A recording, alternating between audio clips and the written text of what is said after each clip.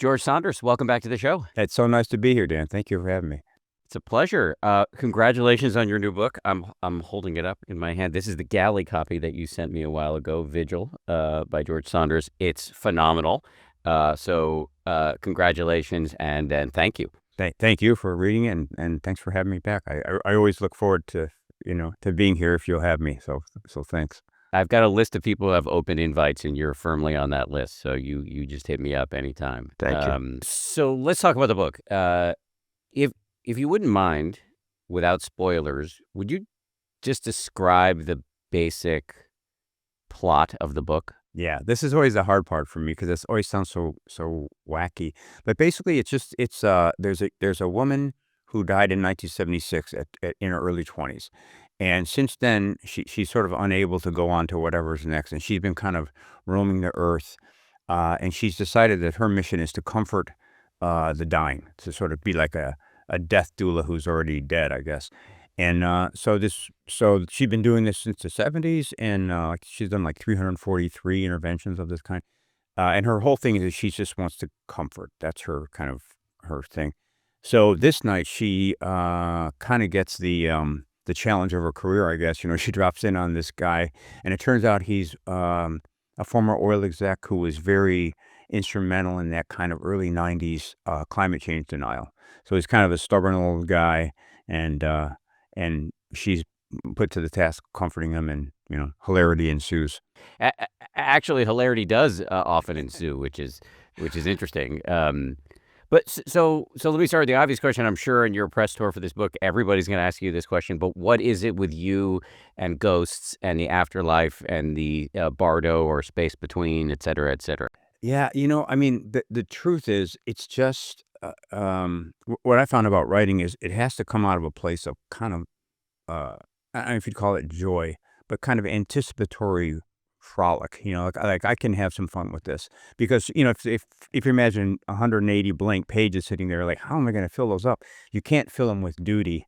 You can't fill them with being pedantic. So for me, I'm always kind of just scanning around for something that I think would be fun. And also, I know as I'm getting older, I find I want something that's going to be really almost impossible, like something that will cause me to stretch. So with this one, whenever I think of ghosts, somehow that makes me laugh a little bit. I kind of feel interested in it. And so there's just a sort of a technical component that if I put ghosts in there, I know I can do it. Now behind that, I think there's kind of a lot of other, maybe more serious things about mortality and that kind of thing. But to me, it's kind of like if I have two people in a cafe talking, I don't really know what to do with that.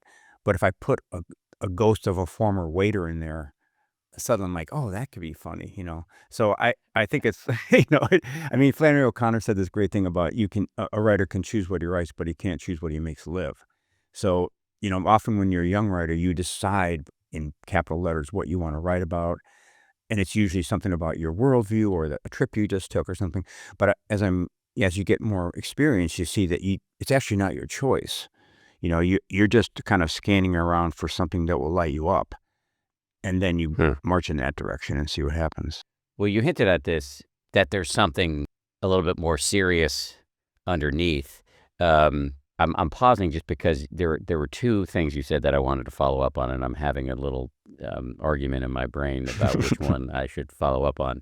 I'm interested in what you said about wanting to push yourself and stretch the older you get. I'm also interested in the fact that the older you get, there's maybe some stuff around mortality that makes you interested in the subject of ghosts and the afterlife. Which one would you prefer to start with? Well, I can dispense with the second one a little bit because that mortality dread, I've had that since I was a little kid. I mean, it's getting a little worse now that I'm, in my 300th decade.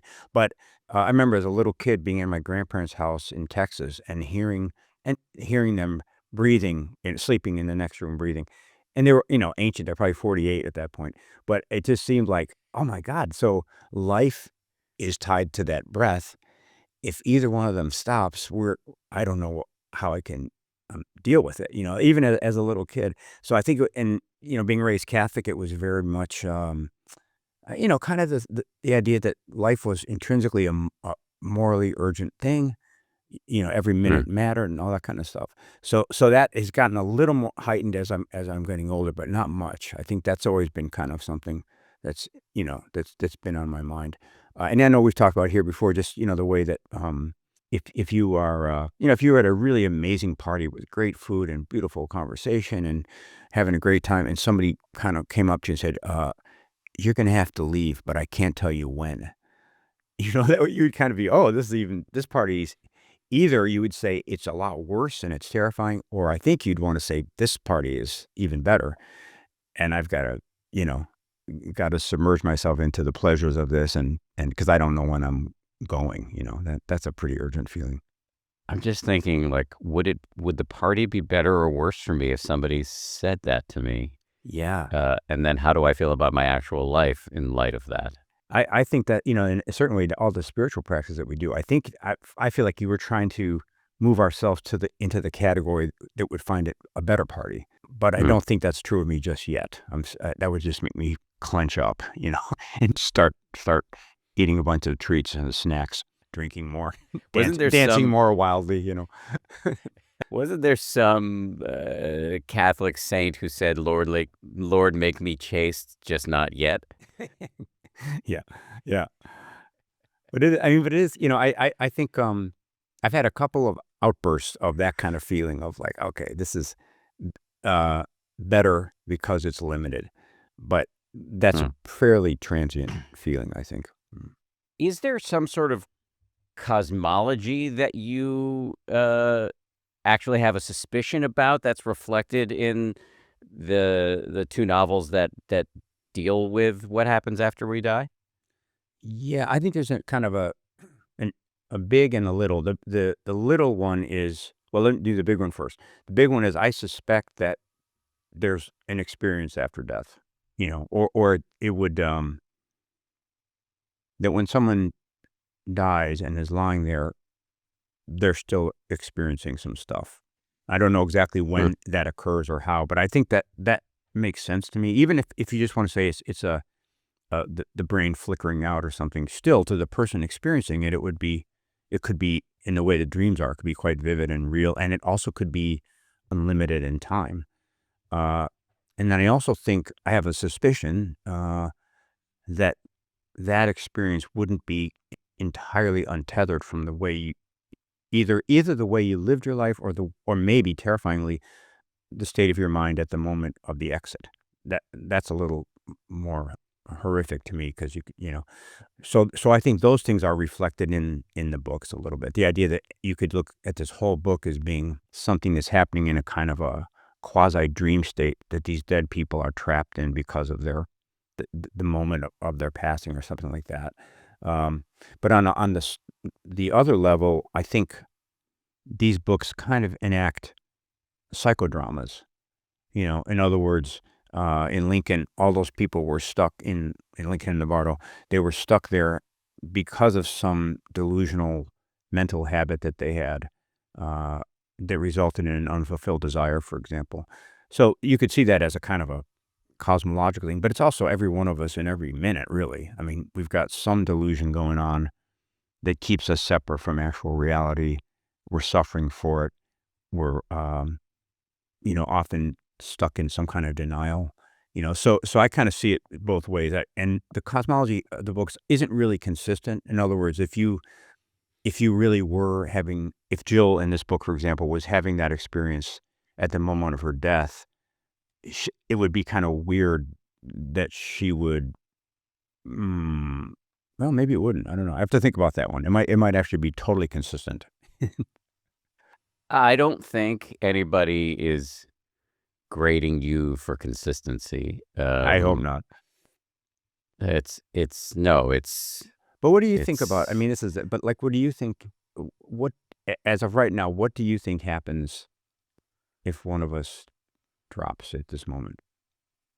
I From mean, the to dropped say person's perspective. to state the obvious, just to get it out there, I don't know. Um, I do find, as you said, I find it horrifying that the proximate cause of your fate after death would would be not the quality and of your ethical conduct in your over the arc of your life, but instead the quality of your mind at the moment of expiration, um, because the latter is really in many ways out of your control. Um, what will the quality of my mind be if I'm being murdered, Right. or if I'm in incredible pain uh, and terrified, or in incredible pain and drugged?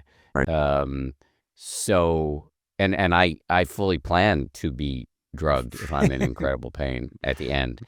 Just to Even start a just to little say, so early, I you know, well, I've tried just in case. that. Just no. But I mean, there's an interesting kind of third option, which is that it might have something to do with certain habits you cultivated of, I suppose, of spiritual discipline or aspiration, so that even in that moment, you would have um, a habit of some kind of thought that might yeah, I don't know. I like that Woody Allen thing. Right. I'm So not afraid of death. I just don't want to be there when it happens. I feel so guilty quoting Woody Yeah. Allen, and yet, dude has a lot of good lines. Yeah.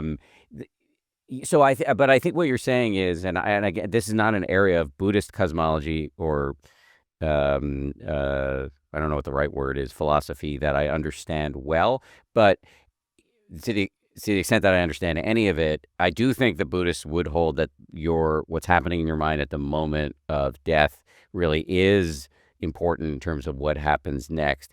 But given how complex the mind is, how I think the Buddha said there are 1,000 or 1 billion mind moments every second, Sure. that a lifetime of hopefully, like, 80/20 ethical conduct and a decent amount of mental training, strengthening the wholesome factors of the mind will be in there, even if you're in a state of horror or anger or pain or delusion. Uh, and so you've got a fighting chance of a next act that's Yeah. pleasant. Yeah. Yeah. It also seems that maybe, I mean, and this is something that's present in the books, is that if you, at that moment, if you have some kind of ability to step out and look at it and recognize that whatever is happening to you, it's your mind. It's, your mind is generating that phenomenon. But again, I know that that's something that takes years and years of practice. But like in Lincoln and the Bardo, that those ghosts had to kind of have the self-possession to recognize that they were dead. That was kind of their way of Mm. of getting out. And yeah. So I don't know. But yeah, it is. I mean, again, it's interesting to me because whatever we like to sort of speculate about the afterlife. It always feels like there's a mirror, and whatever you say about that is true right this minute as well. So Yeah. salvation in this moment, what does that look like? Hell in this moment, what does that look like? And How does that observation you just made, does it play out in your life in any consistent way? well, I mean, I think for me that the thing is, if you, and these are all things I know intellectually, and I'm not very good at moving the knowledge from my head into my actual heart or life. But the idea that if you exist in a delusional relation to reality, then there's ongoing suffering every minute. So, for example, if you're somebody who only talks and never listens, that kind of person, I mean, you may never get called on it in this life. People might tolerate it, or but somewhere in the actual quality of every moment is being affected by that your mind state that's causing you to only talk and not listen. So I would say, in a certain, maybe kind of sophisticated way, that's actually heaven or hell. If you go through your whole life not listening to other people say, or being aggressive with them or overriding them or whatever it is, uh, there's some kind of negativity that accrues. And for me, the mind blowing thing is you might never become aware of it. You just missed out, you know? So, I mean, I think in our Western traditions, we always want there to be a big hammer that comes down at the end and says, boom, go directly to hell. You're a bad listener. But it could also be that, that the punishment and reward is being collected in every instant. Uh, whether or not you ever learn about it. And that's, to me, that rings true in a certain way, and it rings true if you see someone else doing it. If someone else is making an error, you can see, oh, that poor guy, but then you turn on yourself and it might not be so easy to discern what delusion you're catering to in every instant. I was thinking about this very thing the other day when I was talking to somebody, and I can't even remember who, about a third person who we both felt was, capable of a level of self-deception and delusion that was unusual, and that bad things ensued for that person and anybody in that person's orbit. And then I made the move of wondering, well, what's that thing about me? And it's really hard to know. Yeah, it's a blind spot. That's yeah. So that was something in this book that I think I'm talking about because I found it in the book. This main guy is not a good person. But one of the technical challenges of the book was that once it got set up, I realized I didn't have a authorial way to fully tell you how bad he was, because a lot of the book is in his mind. So he's got all kinds of defenses and practiced denial moves built up, and the other characters are they're from other times. This 1970s and the 1880s are the two other main characters, so they don't really understand the nature of what he's done. So it was kind of an interesting inadvertent technical challenge to say, okay, how do if all I can do is represent this guy's life from inside his head, how do I signal over his head to you, the reader, that he's a pretty not great person? So it's fun. That's the fun of it, really. You're writing a book and you find out. Those technical. I say you're writing a book and you think it's going to be easy and perfect, and then in the middle of it you go, oh, I made myself a little bit of a problem here. I'm just so interested, and now we're bouncing around a bit because I do want to come back to self-deception. But when you say that authorial challenge was fun, as a kind of JV writer myself, I don't find authorial challenges fun. I howl at the moon when I'm in the middle of them. So are you being fully honest that you find it fun, or do you have moments of frustration Oh, yeah. and tearing your hair out? I'm defining the word fun as kind of widely, So, Okay. what for me, what the fun is howling at the moon and going, oh, look at that, I'm howling at the moon. That's happened before. It'll be okay. Or howling at the moon is part of the process, that kind of thing. With this Yeah. book, there's a lot Yes. of stuckness actually in the middle of it. And part of me was despairing about that because you think, oh, I can't do it. I picked the wrong book, or I've lost my mojo. But I think at this stage, I have those feelings, and I have a second level of feelings is like, yeah, that's okay. You've been here before, and also a kind of a new or a dawning understanding that the harder it is in the middle, the greater the problem the book is trying to solve.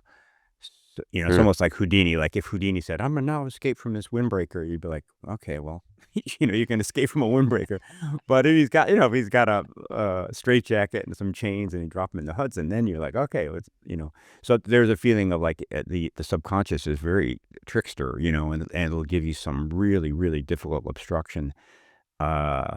And for me, it's you just grind, you just come back day and day and hit your head against the obstruction, and then eventually it gives. So to me, that's fun in a way. If you have that sort of slight understanding that this is the process, then it can be kind of fun. And I guess in the same way that if you were doing something really difficult and strenuous physically, like climbing Everest, is that fun? Maybe depends. I guess if you've done it before, you understand the stages and that kind of thing.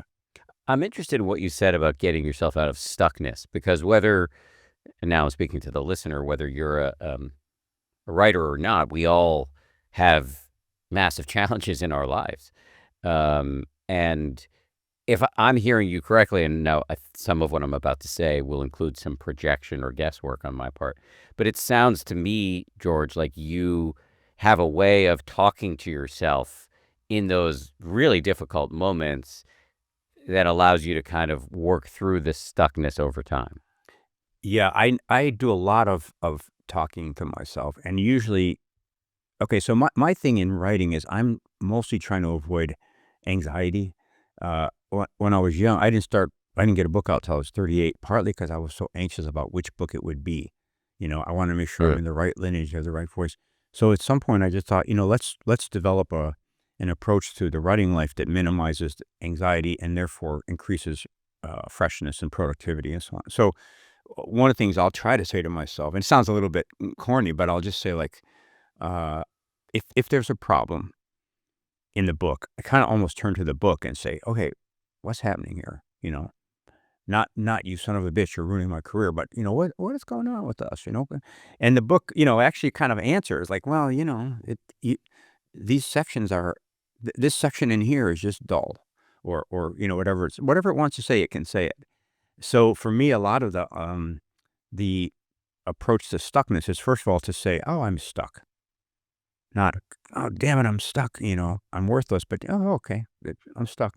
And then, kind of, I think for me personally, when I am, proceeding negatively from in a place of stuckness, it's because I'm overthinking it. My brain is going crazy, there's self-accusation, there's all kinds of peripheral worries and stuff like that.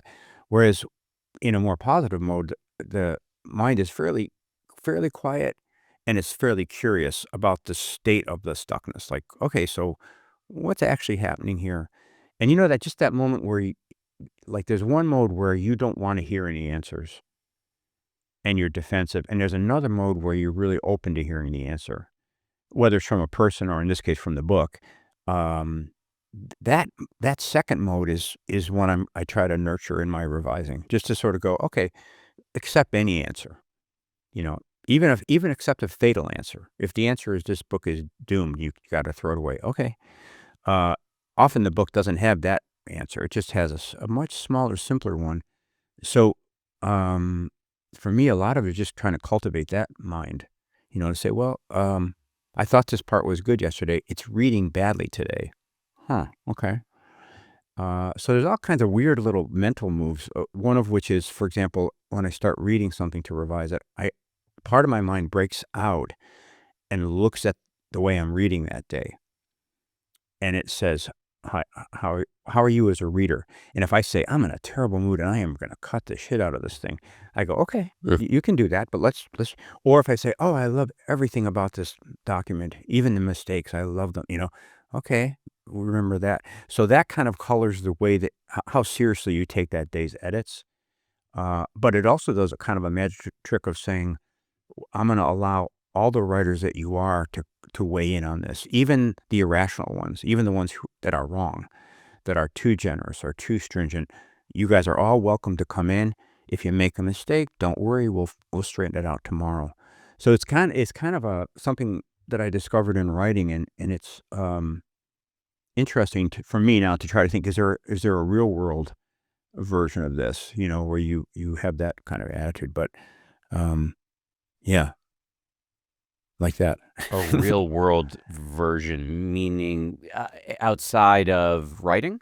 Yeah, in other words, could you, and I think the answer is that, I mean, to me, the answer is it sounds a lot like what I've come to understand about Dharma practice, but it's just kind of like when you enter a situation in the world, can you have that same attitude of saying, okay, first of all, my mind is over determining things, projecting, as you said.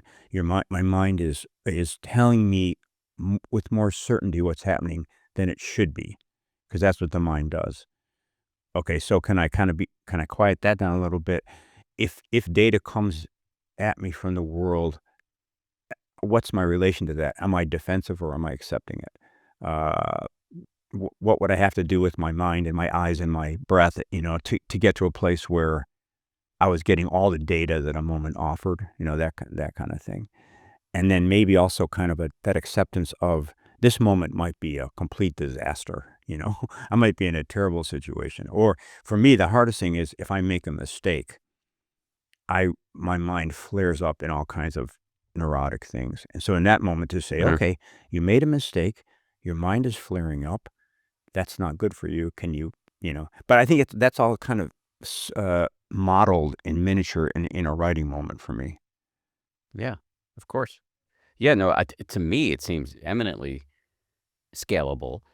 But what I hear in what you're saying is just a habit of warm metacognition, where you're just Hmm. constantly dropping back out of whatever discursive thought loop you're in. You're dropping back and you're dropping back again to see, like, what kind of goggles am I wearing as I look at my writing and at my thinking. You're in a kind of a grandfatherly way. You're adding in levels of warm remove over and over. That's Is perfect. that a decent description? It's a perfect, a warm metacognition. I'll remember that. That's exactly it.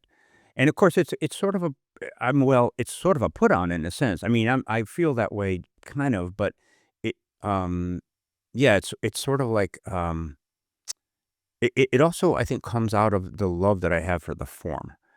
Because Hmm. like, I've wanted to be a writer since I was pretty young, and I have a lot of reverence for it. So that makes that warm metacognition more possible, because I so much want, a story of mine to be good and to speak to people and to yeah, all those things that I have that extra level of, well, actually, extra level of pragmatism.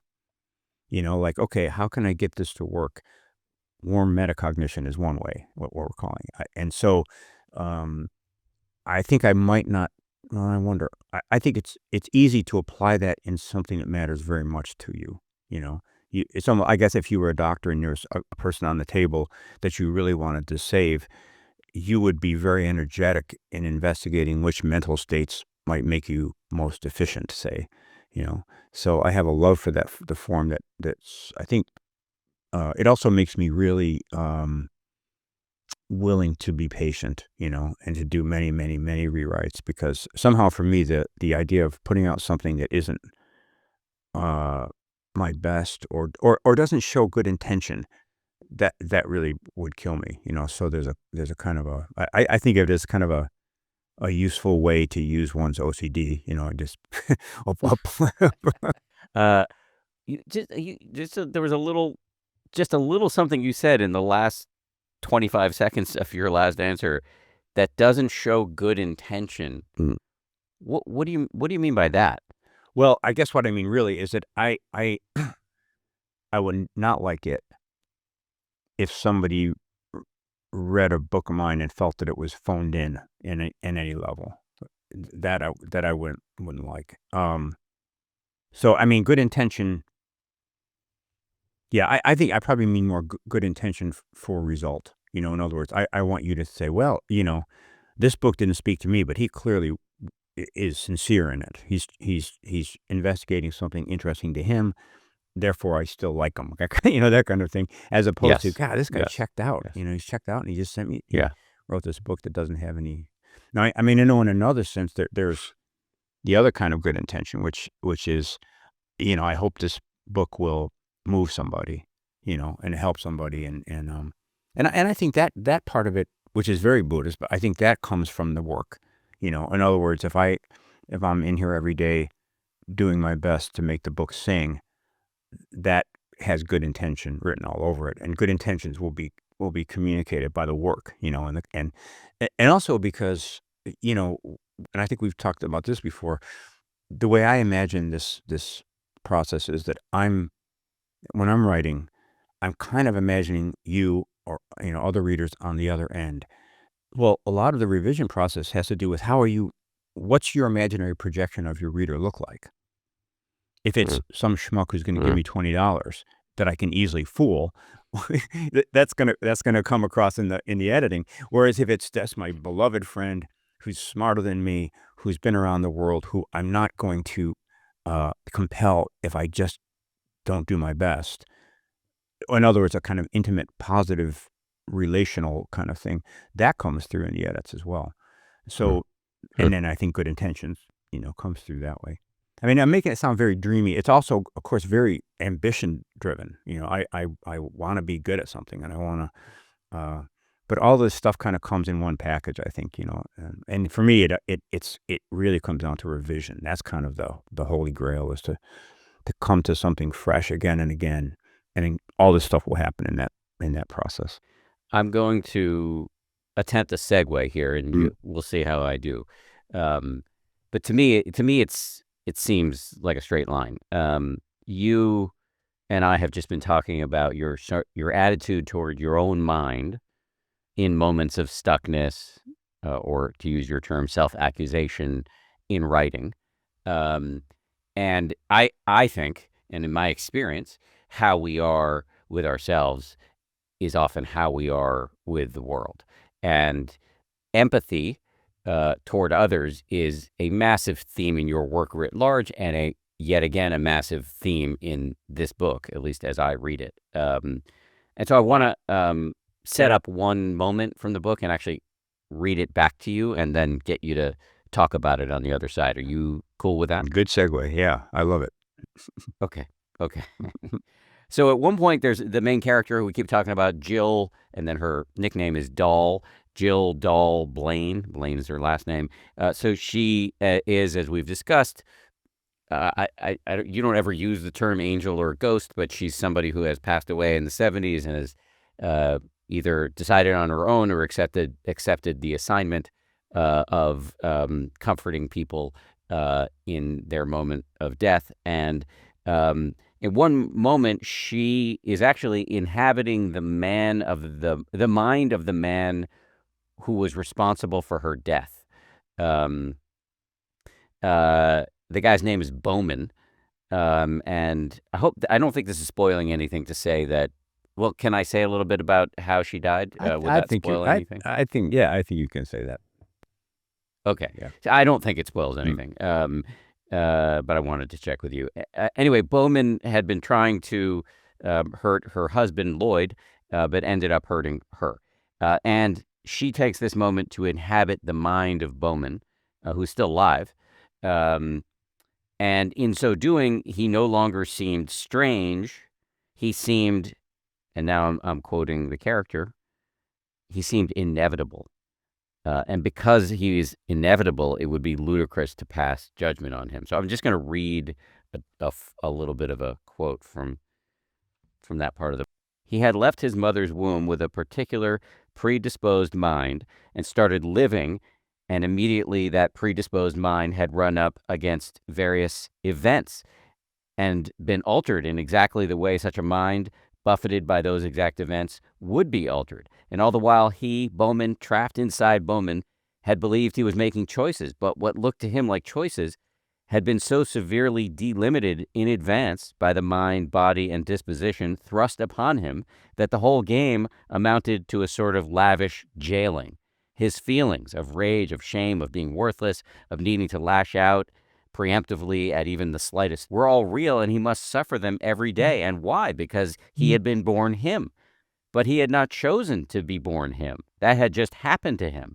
And then life had happened to that him, exerting upon it certain deleterious effects, including but not limited to the desire to blow up Lloyd, again, Lloyd, her husband, whom he perceived correctly, by the way, in the relative sense, to be his enemy. Anyway, I could go on, but this is just speaking to, I'll use a word that you used, a lavish sense of empathy, of a deep understanding of other people's whys and wherefores. And I'm just wondering, before I ask further questions about it, let me just get you to comment on the foregoing, and then I'll ask some more questions. Yeah, well, so in a way that, I mean, she's kind of I didn't realize this as I was writing her, but she's a first person omniscient narrator. So she's always talking to us, but she has this ability to inhabit other minds. It started with this incident that you're talking about, that you read from. For me, this when I was a little kid, I remember this one incident where I was in Catholic school, and I was a real kind of goody two shoes. I was a good reader. I was very well behaved, and one of the nuns was praising me, and of course I was lapping up. I loved it. Meanwhile, there's a kid that I'd known, for a while, and he's over here, and he's not a good reader. And she's kind of giving him a little grief about it, why don't you get up to speed? And and at the end of the day, I saw him, he's crying, So I thought, well, that's weird, because I didn't, like in the womb, I didn't check the box that said good reader, you know. I I just was a good reader, and I didn't check the box, obedient kiss up. I just, I just was that. In the same way that he didn't in the womb decide that he would be a poor reader. So, that struck me because I certainly enjoyed the praise, as I still enjoy any praise, but I was looking a little askance at it like, "Well, you're praising me for something that I, whatever that is, didn't choose." And even there's a second element that people often talk about, like, "Well, but you worked hard at whatever the thing is. You improved. Uh, you got to be a better reader. You spent a lot of time reading." But even that, I think, wasn't on the checklist, or was on the checklist, and I had no ability to check it. So there was an item called "will be a hard worker." I I don't remember checking that box. And so in other words, it kind of makes an elaborate case for, I guess, predestination in a certain way. And in a Mm. softer level, it says maybe we should judge a little less harshly and praise with a little more reserve, because none of us designed ourselves. And and even our ability to change ourselves, I would say, is sort of a predestined quality. So that's Jill's point of view.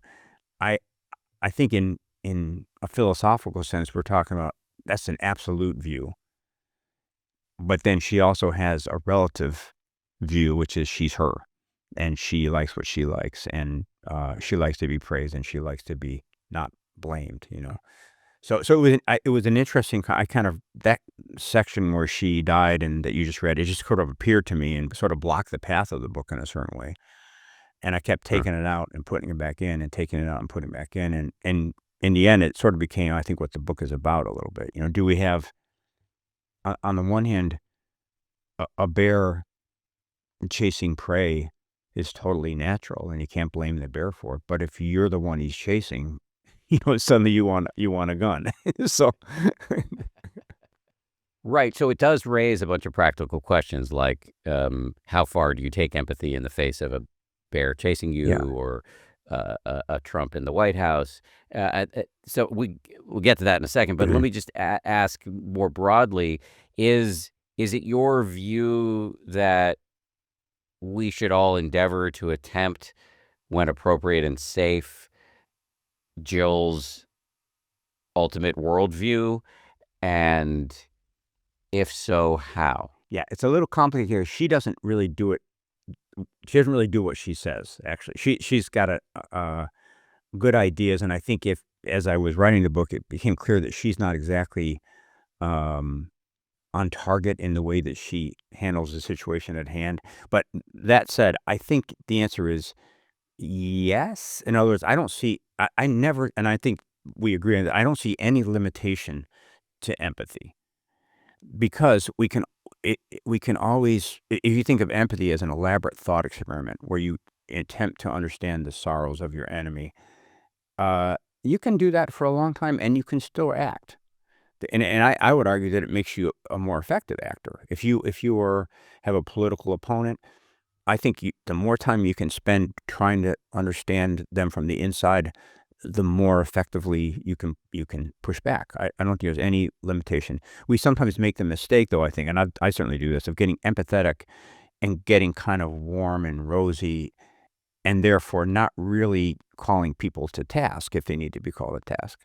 But and I think in the spiritual traditions, like in Dharma, there's a very honorable tradition of like the wrathful teacher. Mhm. And the idea is if you could stop someone from a bad behavior, it doesn't really matter how you do it. If you have to be angry, be angry. If you have to be funny, be funny. If you have to, whatever you have to do to alter the behavior would ultimately be compassionate.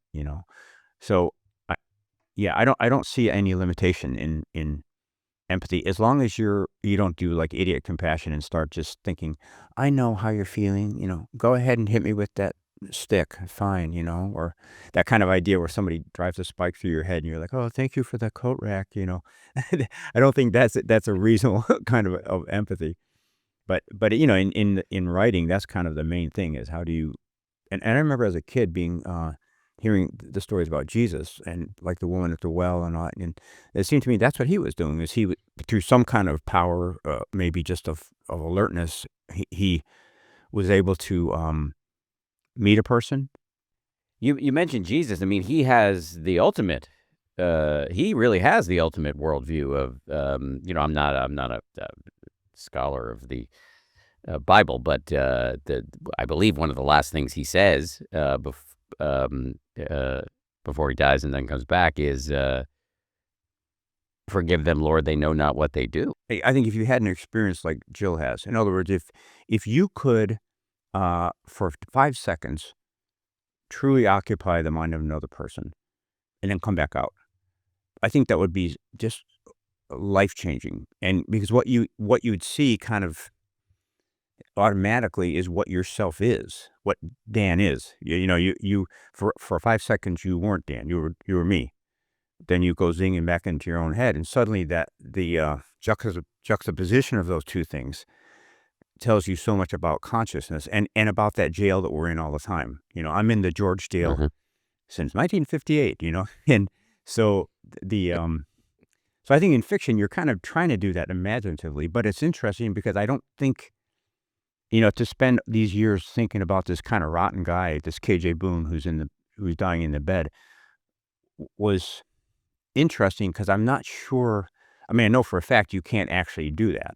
I can't actually imagine myself in someone else's head. So what's actually happening is you're trying to do that, but the other person is colored with your phenomenon in a certain way. So that's part of Mm. the challenge too. But yeah, I think even in like times like these that are so difficult, I still contend that we can be fierce opponents of negative movements, but that empathy is a really powerful um, tool in that pursuit. Even. Um, it's kind of like if if you I'm gonna fix that car. Well, you might want to spend some time figuring out what car it is. What Yeah. how does it work, and then you could still have the fierce desire to fix the car, but then you'd have some tools. And as you said, it does not preclude taking stern action. There's that story I love from the great meditation teacher Sharon Salzberg about her early days in India when she's listening to all these Dharma teachers talk about importance of compassion. And she says, well, what if somebody tries to mug me out in the street? And the teacher said, well, you should take your umbrella and very compassionately smack them. Right, right. Because then they're prevented from doing the bad thing they were going to do. And, yeah, no, I think it's a funny thing, the confusion I think we have with kindness and niceness. In the book, there's this state that Jill goes into repeatedly, elevation. Can you describe what that is? Well, I think it's whatever happened to her in that passage you just read, where she inhabits the person who's responsible for her death, uh, intuits that,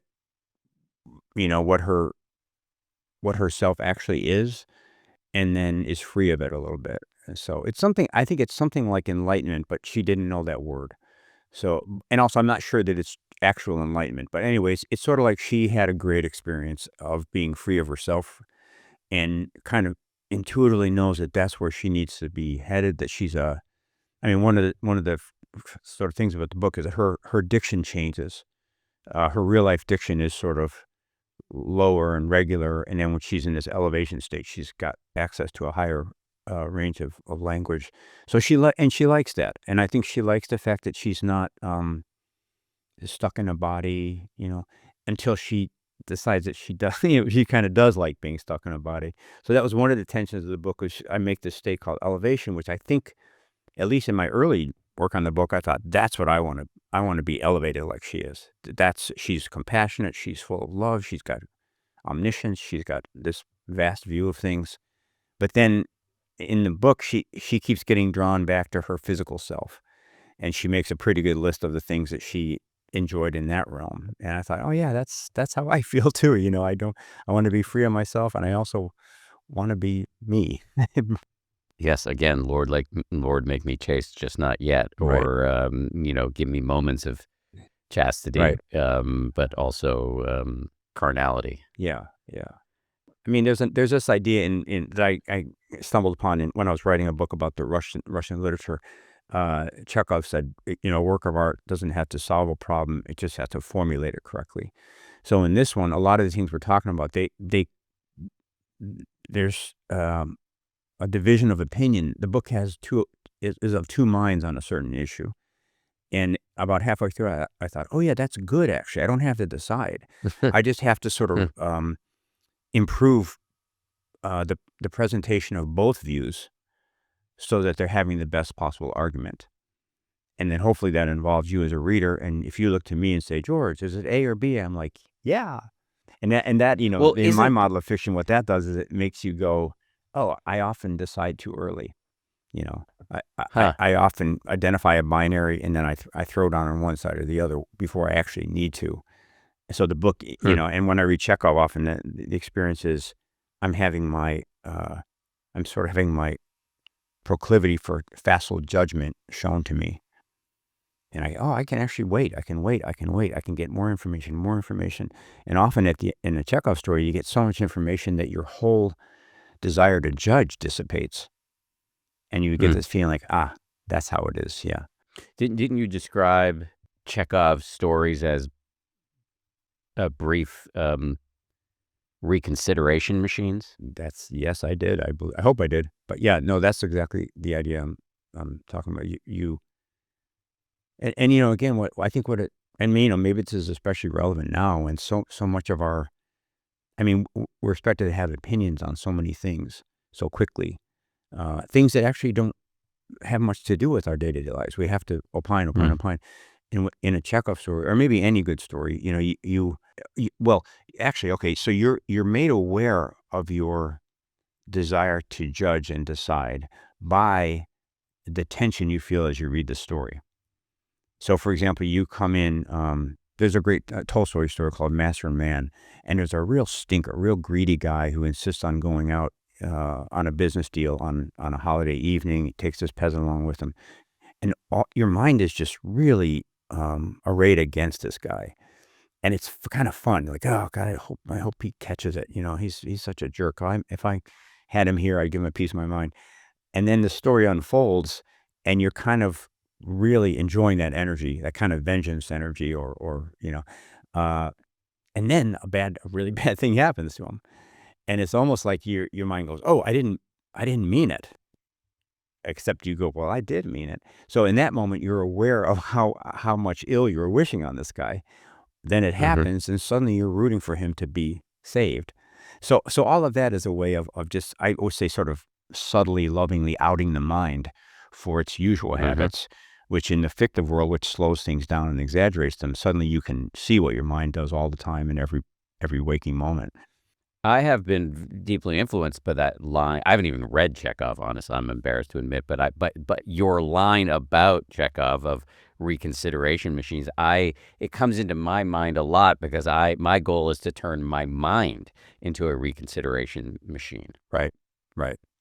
Yeah. So I think fiction kind of is it's like, lightweight training in that very practice. It's hard to do it when the world is rushing by and, you're inside your mind and your body and it's got all of its imperatives. But in that moment where you're just reading and somebody has gone ahead on the path, Chekhov in this case, and prepared it, he cultivated it in a highly exaggerated way so that you following in his footsteps will have these experiences we're talking about.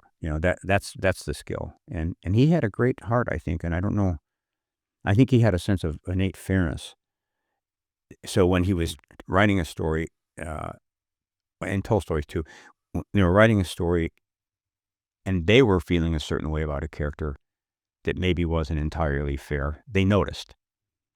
And then the story would take that into account, So in a certain way, writing a story is a really high, very slowed down, high alertness practice.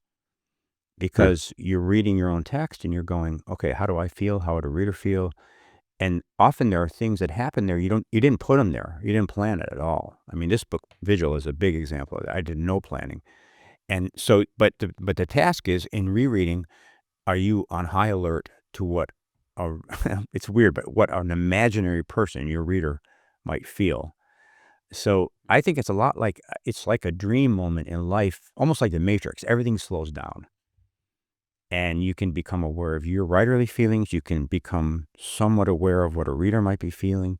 You can become aware of the micro movements of the character's mind. It's very, very satisfying. And then I step away from the writer's desk back into the world, and I start fucking things up immediately. Like it's all going too fast. Slow down. Let me rewrite you. You mentioned KJ Boone, the guy who's dying in the story, who's a climate denier and oil executive who I think a lot of readers would think has it all coming. But I'm curious, do you have a view on the subject of absolution and whether it can apply last minute to somebody who's done civilizational damage? Yeah, it was interesting because I didn't realize this until late, but he doesn't. I think he's only speaks once in the book, and at this point, there's no way he's fixing anything. He's got both feet in the grave. So then the question became: is there anything at that point one can do? I think if KJ Boone 10 years ago decided to fix things, and he could have, but at this point, there's nothing except internally. And so I think what I felt about him was that, or kind of what the reader is waiting for, and what Jill's waiting for, or somebody's waiting for, is for him to say, "Yikes! I was entirely in the wrong. I misspent my life. Every minute of my life was in service of this bad goal." I think if a person could do that, I think it is a kind of a salvation, because they're not trapped in that denial mindset anymore. They're Hmm. they're face to face with the truth. It doesn't undo anything that they did. And I think all of us have the feeling when we look at these, anyone we consider a bad actor, we kind of want them to get nailed, and for them to know about it. This is one of the things about Hitler killing himself in the bunker. You're like, okay, I think he saw that he was doomed, but did he see he was wrong? And, did we get to administer the punishment? We didn't. So I think so it's an interesting idea. For me, I came to kind of, it's weird how it happens. Politically, I can't stand a guy like this, and I think he should be in jail, probably, But as a writer, you spend all these hours inside of his head, and basically what you're saying to him is, "Oh, you tell me your side. I'm right here. Mm, I want to hear your mm. best version. How did you get here? What's happening to you?" Doing that, I start to feel a kind of a warmth for him, in spite of his sins, and that's a really weird place to be, and it's hard to stay there. And then in the end, I think Jill has that same kind of thing. She's been in his head with me, or vice versa. And so there's a really complicated moment at the end. I won't spoil, but it's kind of like very, how would I say it? Very localized empathy, where I think she has an overall really negative view of him, but in that exact moment, she opts to give him some comfort, as opposed to letting him continue to suffer. So that's a moment I'm still thinking about, Hmm. but anyway, to be with him for that long was interesting. And as I said, the book made me a kind of a trap, because there's no place for my kind of cliche, borderline progressive views to come in and save the day. I made a point of view structure that makes it impossible for me to come in and say, "Dear reader, here are his sins." I actually had a scene, because I wanted so badly to communicate to the reader that I understood how bad he was, in spite of my empathizing with him. And so I had one scene where this activist, there's a wedding going on next door, and there's a scene where the activist wanders over and looks at the house and basically just reads the laundry list of all this guy's sins. And it dropped the bottom right out of the book. Hmm. It didn't work. So I just have to trust that the reader will, hearing the story through Boone's point of view, will be able to reconstruct an accurate picture of what this guy actually did in the world, which is pretty awful. This reader did, and more, I think more importantly, I picked up that the point was not to argue that what this guy did was bad as the moral of the story, but instead the moral of the story is the elevation, is the empathy. Yeah, yeah. But then, it's funny, as I was finishing the book in the last, like, 6 or 8 months, I started to look a little askance at Jill too, because I think her idea is solid. I mean, I believe it, but it's funny. She's not the most effective teacher actually for him. I think. And this is just I'm kind of like the book's done, and now I'm kind of, you know, reading it as a reader. But I mean, she's there all night, and she doesn't really find a way to get through to him. Uh, Hmm. so I'm interested in that too. And in the end, you know, she doubles down on her view. So I had a lot of sort of multiplicity in this book. Like I like her. I love her. I think she's great. I think she's screwing up. I think KJ Boone is a criminal, and I kind of love him. Yeah, so that was nice. That was a nice experience to have that. You know, don't know how you feel about the people in your own book. Let me go back to something you said at the beginning that I said I was going to follow up on, but didn't, about the notion of stretching. I'm just going to read something you wrote on your Substack, which is called Story Club, that everybody should go check out. Um, One of the things we've talked about here at Story Club is the way in which we have to try not to be too sure about what we're doing, not resting on our laurels or knowing too well what our approach is or what we're best at. Rather, we try to let the work tell us, teach us even what it wants us to do. In the process, the work might show us some new things about ourselves and our talent. It can serve as a self-expansion device. The obstructions and challenges we run into as we're writing, the doubts, the frustrations, are what it feels like to be stretched. So you said early on that as you've gotten older, you feel it's even more important to stretch yourself. Why? Well, one reason is, you know, I got started getting published late, and found out that I did actually have a talent, but it was very slender. You know, like I'm not somebody who's particularly well read or naturally articulate, and so a lot of my books come out of a kind of a doubling down on my limitations, if I could put it that way. So at 67, you know, you find that you know, you had a little kind of little wedge of cake of talent, and you've eaten most of it. And so the only way you're going to get a couple more books out of it, in a sense, is to go to the places that you think you probably can't do. Or you know, we start out by saying I want to have fun when I write. I want to have a certain joyfulness. That's how I know what to write. But with this book, there was a sense of, well, yes, that's in place, but also that's going to be really hard. I don't quite know how one does that. Or it could be really corny if I do it this way, or, you know, so that kind of feeling I really welcome, because it means you're going to have to use modes of your ability that have been a little lazy, you know, or been neglected. Hmm. In this book, there was a lot of, you know, all the places where I'm in his head. That's kind of old-fashioned modernism, you know, which I gave up a long time ago because I couldn't do it. So if I'm gonna represent this guy, I kinda have to be sort of like a Virginia Woolf light, you know? I have to I have to kinda go back to that, thing. Yeah, so I just think it's, you know, like, I at this age, I think a person on one level knows himself way too well. You know, I actually look at myself and go, "Are you saying that again?" You know?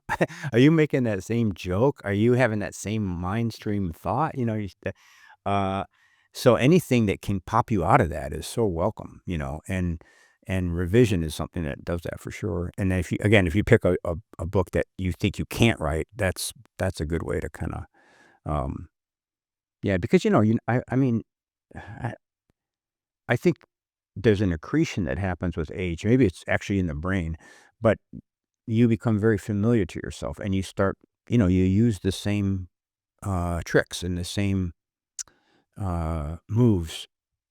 So, it's almost like a cycle. The more you do that, the more you do that. So for me, writing a book is hard for me is a way of reminding myself that actually a consciousness is unlimited, but we sort of pen it in with habit, I think. And so the rigor of art is one way to kind of kick down that wall for a couple hours a day, maybe. It's funny when I love everything you just said. My projection onto the statement uh, that I didn't know you were going to make, which is that the older I get, the more stretching seems important to me. My projection from my POV was because I think this is how I think. I know this is how I think of it as I'm getting older, I need to prove to myself that I'm not dying yet. So I need to take on more audacious projects as a result. Yes, I think that's exactly right. Yeah, yeah, and also I think I remember that, like, the first kind of breakthrough I had in writing, and what a joy that was, to feel. And again, I mean, partly it was just ambition, but it was also, oh, there's parts of me that I didn't know existed that I can get to by this route. That was really wonderful, to kind of walk around with that Hmm. secret knowledge that you just nailed 3 really good paragraphs that the world will someday see. So I think you also want to recreate that, which is harder and harder as you work longer in the field, I suppose, so just that craving for freshness, and then too, again, just the idea that you think you know yourself, but the art says, "No, you don't."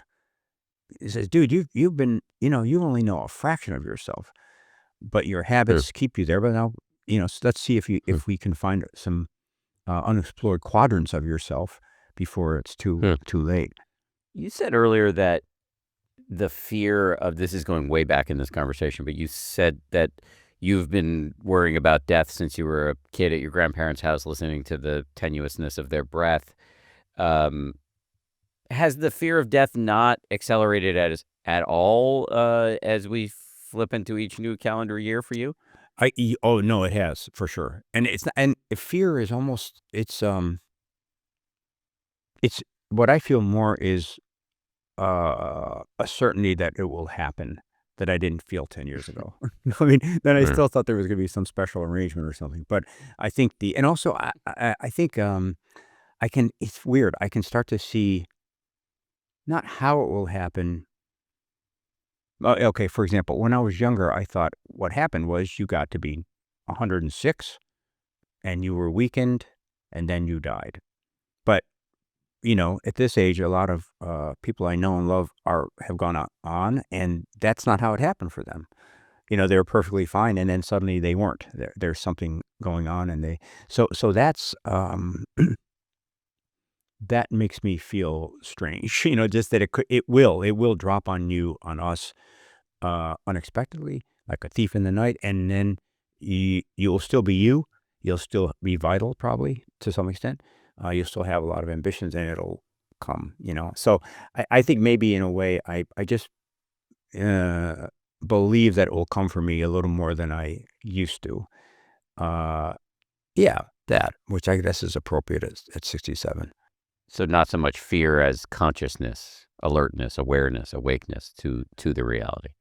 Yeah, and I think I can also, I mean, feel my mind going, yeah, but not really. It's not. I mean, it's going to happen to you, but not really, or not soon. I guess that's the other thing. But then again, I mean, I think in that spirit of I can't remember how you put it, but the inner warmth. Then I can kind of say, okay, yes, that's true. It's also true that you don't really understand it. So what do you think you could do, George? To one, make yourself believe it a little more fully, and two, not be so scared of it, and three, make the best use of your time. And the weird thing is, I know the answer to those questions, uh, and I'm a bit of a procrastinator somehow. That's the mystery of that. But for me, like the meditation practice that we've done has it been so you know uh, beautiful because I can remember.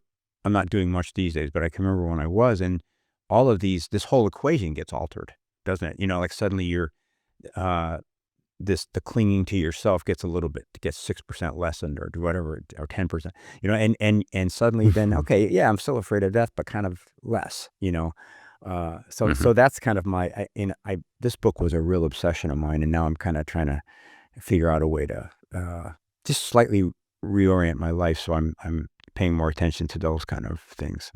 Meaning doing more meditation. Yeah, yeah, yeah.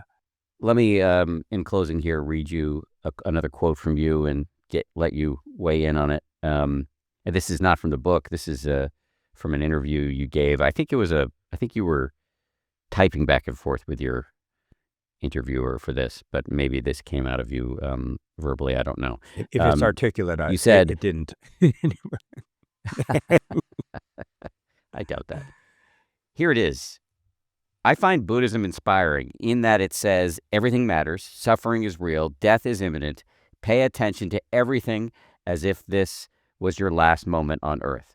And then I see writing as part of an ongoing attempt to really viscerally believe that everything matters, suffering is real, and death is imminent. Chekhov said that art prepares us for tenderness, and I think that this is also what spiritual practice can do. Yeah, I'd agree with that. With maybe maybe with the addition that art slows things down, like as we talked about earlier. So it gives you sort of an increased chance to notice those things, and yeah, I think that's true. It's funny though. Lately, I've been wondering because so much of there's writing and there's talking about writing, and in in the mode of writing, lots of amazing things happen as we've been discussing. And then, of course, when you go to talk about it, it's just an approximation. And uh, I, I I find myself I go in waves. I teach at Syracuse, so sometimes I'm talking about writing a lot, and with Story Club, I'm talking about writing a lot, and it's always kind of a relief to not be talking about it and just be doing the thing, because I think when you talk about it, you always fuck it up. You kind of reduce it. You sound more confident than you actually are, and in a game that really is all about showing up to the thing you're working on and being willing to accept any answer, as we talked about earlier. The more method you have, the more you set yourself up for a kind of a temporary blindness. In other words, if I go to a story and I know what my method is, I have a Substack, then that mindset might preclude certain solutions, or it might preclude certain long periods of confusion and stuckness that could be very fruitful. So I have to really watch at this stage of life to not be too sure of method. Even as I'm pontificating about it, I have to go, yeah, that's kind of bullshit. When you actually go to do it, that's not what you're doing. So it's kind of a double awareness of that. Before I let you go, let me ask you two questions that I always ask. The first is there something you were hoping we would get to that we didn't? Well, I actually, I'm interested in your life, and in particular, you know, I listen to you, and I'm just amazed by the people you find and what you bring out of them. So I would like to hear, over the course of you doing this kind of work, what has happened to you from the exposure to all of these different, very wise people. And One thing that comes to mind, just specifically from hosting the show for now, we're a couple months away from our 10th anniversary. Oh, happy anniversary! Thank you. One of the things you can hear if you go back and listen to the earlier episodes is a kind of impetuosity, impatience that is still there in my mind stream, but hosting the show has taught me, and you mentioned this earlier, it's taught me to be a better listener. And you talked about how there might be eternal damnation for those who are bad listeners. And much of my life, I was that. I was good at one-to-many communication as a network news anchor, not very good at really listening and listening in a way that then leads to the next question, and that instead of just ticking off the next question on my list. So I would say that's a big benefit. I still screw this up all the time. I heard the CEO of my company say to somebody recently, and I can't remember what the number she used was. I think it was either 60 or 70, but she said, yeah, Dan practices what he preaches about 70% of the time, or maybe 60% of the time. Well, that's pretty good. Either one, I'll take. That's pretty good. Yeah. No, I think that's a superpower you have of listening and having a conversation that actually is responsive.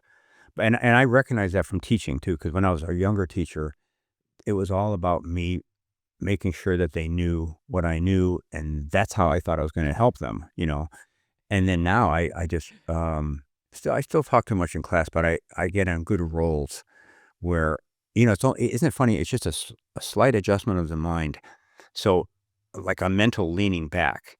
And if I do that, the student will talk, and then lead right to the perfect place for me to make my very light judo-like suggestion, and then they'll hear it. Whereas in the old days, I'd be anticipating that. I'd flood them with the comment, which they wouldn't hear, and then we'd miss that moment. So, yeah. There, use the word flood. There's, and I mention these guys all the time on the show, but I for 8 years now, I've been working with, and I think this, my introduction to the two people I'm about to name is what changed my hosting style and my interpersonal style. I met through Joseph Goldstein, who you're familiar with. He's a great meditation teacher. I met these two. I didn't even know there was such a thing as a communication coach, but my friends Dan Klerman and Mudita Nisker, they teach people how to talk and listen. And I still work with them, and almost everybody in my close orbit also works with them now. And one of their terms is flooding. That's a bad thing. You should never flood people with information because they just can't hear it. You should instead come up with little judo-like chunks of information that you can judiciously slide across the table toward them.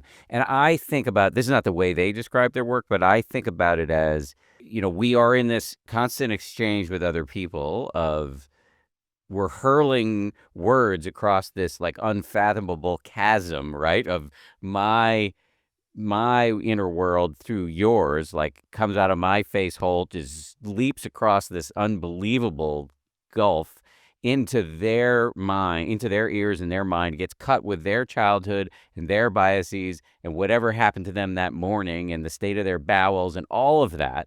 And we hope that they understand it. And so we're dealing with this very flawed system, and the thing is, what you want are some skills that give you the best opportunity to keep people in their prefrontal cortex instead of their amygdala. Oh, interesting. And to keep yourself in your prefrontal cortex instead of the amygdala. And that is the best chance in this really fraught endeavor of achieving some success. And the prefrontal is it awareness versus monkey mind? Is that kind of the or what? Yeah. Yeah, that makes sense. Rationality versus fear. Right. Yeah. I had a really good writing teacher who talked about dialogue that way, and he said, a quality of bad dialogue is that the two people are really listening to each other, and they respond directly. But good dialogue is you're answering out of your thought stream, and I'm answering your distorted response out of my thought stream, and we go zinging past each other, No, I love that. Yes. Yeah. So life, therefore, what you want, I think a life well lived is to make it as dissimilar from good fiction as possible. Yeah, well, right. You want boring dialogue. Boring, heartfelt communication. That's going to be the name of my next book. Boring, heartfelt, efficient communication. A novel. Final question for you is, if you don't mind, just reminding everybody of the name of your new novel and maybe talk a little bit about Story Club, just in case people want more from you. Yeah. So the new novel is called Vigil. It's out in January 27th at the Random House. And I also host this Substack called Story Club that came out of a book I wrote called A Swim in a Pond in the Rain, which was kind of a close, loving, I hope, dissection of some Russian short stories. And that was so much fun and got such nice feedback that I started this Substack. So we do kind of every week, I introduce a classic short story and we talk about it. And the kind of wonderful thing about Story Club is that for some reason, the community is just super positive. People are so smart and so well-read and well-lived. And there's a kind of unbelievable level of courtesy that is there. And so I was going to just do it for a year, and I got so addicted to that community to learning from them and also really just observing the kindness and the engagement. So I'll often have the experience of being in the world of the news and kind of feeling despairing about human communication, and then drop in there and you've got like 200 or 300 people.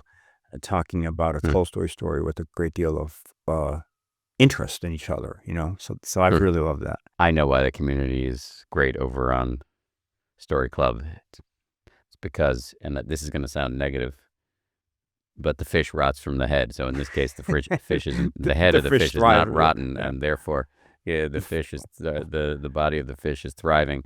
I'm going to put that. Yeah, That's George. my blurb from you. He's not exactly a fish rotting from the head down. You got it. Yeah. Take it. Run with Yeah. it. Thank you for your time. Thanks for writing this beautiful book. It's always a pleasure to talk to you. Well, and thank you for all you do. You're a big fixture around our house, and you're always helping us. So we appreciate it.